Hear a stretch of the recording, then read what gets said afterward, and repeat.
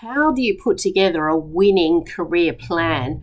Well, first and foremost, you commit the plan to writing. I find that executives who actually document what they plan to achieve, their personal goals, their career goals, their financial goals, are much more likely to stick to the plan and to document the activity that's going to underpin the successful execution of that plan. First and foremost, you should be able to, at this time of year, take a bit of stock of what you've achieved in the year just past, and of course what you aspire to achieve in 2024. And it's fantastic to have really clear, concise goals. And I would be breaking a career plan down into a few key areas because there are many elements that make for a successful career.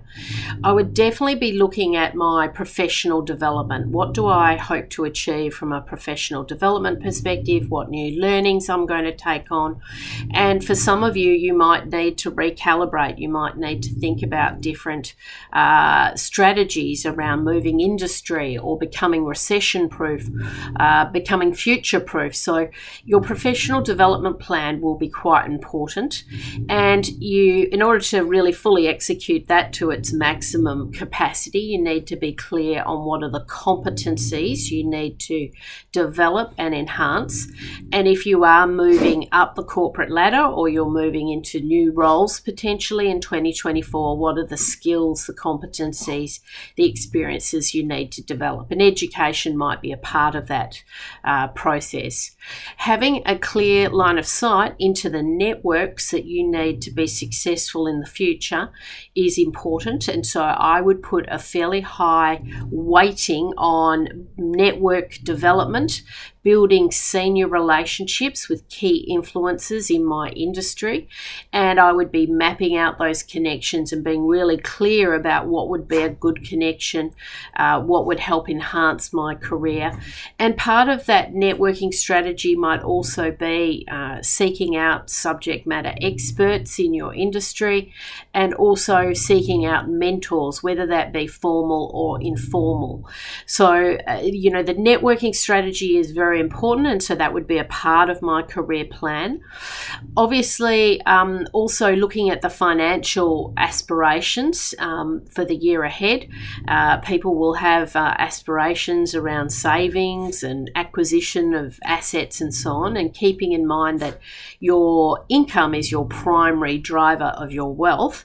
Having a clear financial plan that goes hand in hand with your career plan is important, and part of that might mean that your strategy and your planning for 2024 includes diversifying your income streams. And I think that should be a very high priority for executives at all levels. Even if you've had up until now a high degree of employment security, you need to think about multiple sources of income, and with the rising costs of living and so on, you've got to kind of recalibrate household budgets and so on. So there's an opportunity there to really think about where you are, where you want to be, how many years do you want to work in the workforce, when do you want to become financially independent, when do you want to accumulate enough assets to semi-retire. All those kind of things, will be entering into the mindset of a mid to senior executive as you start to plan those future career moves. So financial planning will be a part of your career plan.